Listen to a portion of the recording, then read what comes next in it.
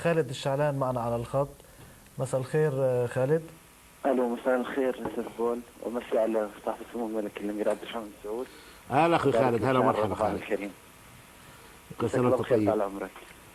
هلا اخوي، كل سنه وانت طيب استاذ خالد. عندي سؤالين انا، واتمنى انتظر اجابه السؤال الاول بعدين اطرح عليك السؤال الثاني. السؤال الاول: في احدى الصحف المتخصصه في مجال كره القدم كان هناك استفتاء، حقيقه عجبني هذا الاستفتاء جدا. طرح فكره الاستعانه بالحكم الاجنبي، وكان احد المشاركين في الاستعانه سموكم. كانت الاستفتاء دار على أكثر من رئيس نادي، وكذلك إداري، وكذلك لاعب، وكذلك مسؤولين في الاتحاد السعودي لكرة القدم، وبعض أعضاء اللجان سواء لجنة التحكيم أو لجنة الاحتراف. اللي استرعى انتباهي في فكرة الاستعانة بالحكم الأجنبي إن جميع المؤيدين لهذا القرار الاستعانة بالحكم الأجنبي أنهم أيدوا بالاستعانة في المباريات المهمة أو الاستعانة المطلقة في جميع الدوري. لكن للأسف الشديد أن أنا عديت لجميع اللي أيدوا عدم الاستعانة بالحكم الأجنبي، اتضح لي أنهم يعني إما يكونوا مسؤولين في الاتحاد السعودي لكرة القدم خايفين على مناصبهم أو كراسيهم، أو إحدى أعضاء اللجان سواء لجنة تحكيم أو حكام أو إحدى اللجان الأخرى. تعليقكم سموكم على هذا الاستفتاء. أول شيء أستاذ خالد، أنا سعيد بسماع صوتك، وأنت دائما أتابع حواراتك، من الشخصيات حقيقة اللي اعتز فيك، رغم أن يمكن معرفة الشخصية ما هي موجودة بيننا، ولكن ثقافتك الرياضية واضحة وثقافتك القانونية واضحة في كل أسئلتك وكل ما تطرحه، وأنا سعيد جدا بسماع صوتك.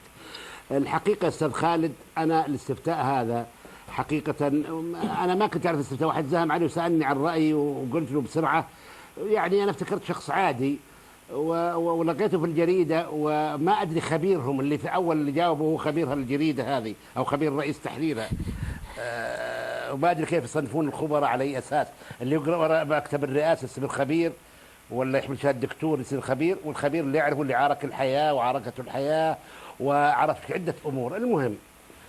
المهم يا عزيزي، الحكم الأجنبي أنا ما أعرف ليه نخاف منه، ليه ما نبغاه. إحنا بنجيب المدرب الغير السعودي أو الأجنبي، بنجيب اللاعب، بنجيب الخبراء، بنجيب كذا، فلماذا ما نجيب؟ ولا بعد مو ضروري في المباراة النهائية والمهمة وكذا، لا ممكن نجيب. وأنا أتمنى حقيقة، عندنا اتفاقيات رياضية مع إيطاليا، مع بريطانيا، مع عدة دول، ليه ما نفعلها؟ حكامنا يحكمون هناك وحكام يحكمون هنية، ومنها بنرفع مستوى حكامنا سواء بذهابهم او مجيء هذول الحكام وخلافه، نعمل علاقات مع الدول.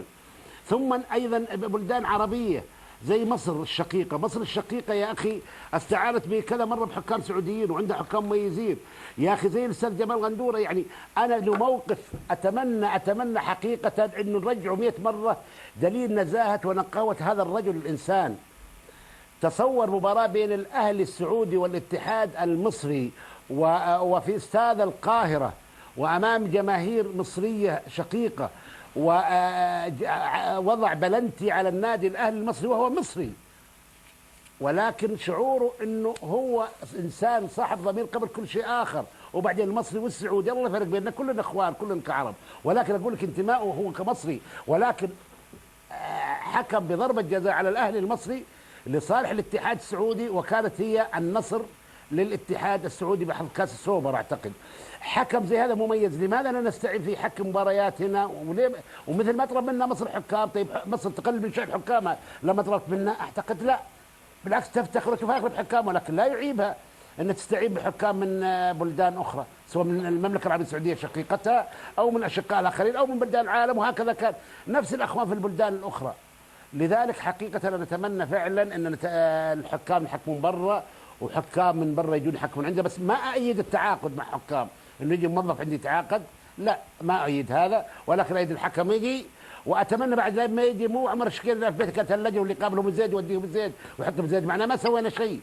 لا، أنا أتمنى تكون هناك لجنة بعيدة عن لجنة الحكام، من ناس محترمين وحياديين وكذا، يقابلوا الحكام ويستقبلوهم ويحكموا مباريات ثم يعودوا على طول. أتمنى حقيقة هالشيء يكون موجود، ورغم أنه عندي اعتزاز بحكامنا، ولكن لا يعني الإقلال من شأن حكامي. ان نجيب حكام مميزين وحكام يحكمون برا، بالعكس اعتقد في فائده كبيره جدا. ايضا الاستعانه بالحكام الاجانب ما لها علاقه بالشخص الحكم يعني السعودي، يعني اهانه له، او انا اشوف صحيح صحيح إنها ما فيها علاقه نهائيا. خالد ما لها دخل. طيب طبعا مداخلتي يعني الثانيه، لو يعني هلا لما نستعين بلاعب اجنبي سعودي تقليد مشان اللاعب السعودي طبعا نفس الشيء الحكم. صحيح. مداخلتي الثانيه وهي الاهم بالنسبه لي، لان نار التحكيم اعتقد ان احنا تعودنا عليه يعني كثير، والحديث فيه اعتقد نعم. انه من خرط المساء. في النقطه الثانيه اللي هي طال عمرك الان بعد اكتوائنا في نار التحكيم في نادي النصر مرارا وتكرارا عبر السنوات السابقه ولا زالوا مستقبلا انا اعتقد، في هناك ظهرت قضيه اخرى هي اكتوائنا في المشاركات الخارجيه، تنظيم المشاركات الخارجيه للانديه. ودائما اي شخص عاقل يعتقد ان نادي النصر ظلم فيها كثير.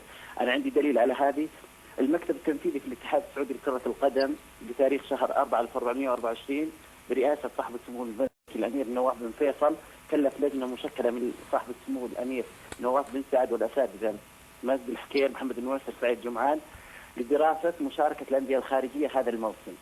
وتقرر اعتماد من صاحب السمو الملكي الأمير صاحب السمو الملكي الأمير سلطان فهد رئيس الاتحاد بمشاركة كل من نادي الهلال ونادي الاتحاد بصفتهم بطلي الدوري وبطلي الكاس، وكذلك مشاركة النادي الثالث الأهلي يعني بطل الكاس وبطل الدوري. اي نعم. والثالث هو الأهلي بصفته هو خيار البطولة الراعية، تحت بند انه خيار البطولة الراعية. طال عمرك احنا نعرف في قرار صدر قبل سنتين من الاتحاد السعودي بتوقيع الأمير سلطان بن فهد انه لا يسمح لأي نادي ايا كان حتى اذا كان مستولي على جميع 3 البطولات الموسميه المحليه انه يشارك في اكثر من بطولتين. لماذا اخرق هذا القرار؟ وشارك كذلك شارك نادي الاتحاد في البطولتين اللي هي العربيه والاسيويه، هذا باطل. الهلال شارك في البطوله العربيه والاسيويه وكذلك هو باطل. حرم انديه اخرى حتى اذا كان ليس منهم نادي النصر وهو الاول اعتقد في احقيته، لانه تالي اللي هو المشارك هو الذي بعده هو الذي يلي والذي يلي. خلاص وصل. اعتقد انه نادي النصر ظلم فيها كثير هو نادي القادسيه.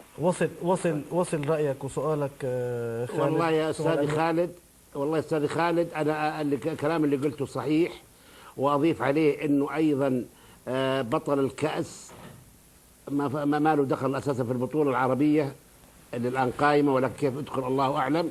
وانا على العموم اكتب حذر كلامك هذا كلمه تقول مع التحيه والتقدير الى من يعنيهم الامر.